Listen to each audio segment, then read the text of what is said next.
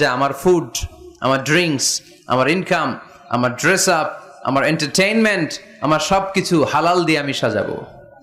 আমার জীবনটাকে আমি হালাল দিয়ে সাজাবো। রাজি আছি না নাই? সব হালাল হইতে হবে। নারীদের ফ্যাশন, অনেক নারীরা ফ্যাশন সচেতন। খবরদার, নারীরা টাইট ফিটিং পোশাক পরতে পারবে না। পারবে? পাতলা পোশাক পরতে পারবে না। তারা নিজেদেরকে আবৃত করে রাখতে হবে। টাইট ফিটিং পোশাক পরতে পারবে না, অন্য ধর্মের পোশাক পরতে পারবে না, পর চুলা লাগাতে পারবে না। এই ফোর কর্নার্স, এই বর্ডার গুলো মেনে নারী যে কোনো ধরনের ফ্যাশন নিতে পারে। এই ফ্যাশন গুলোকে বৈধ করেছে কে?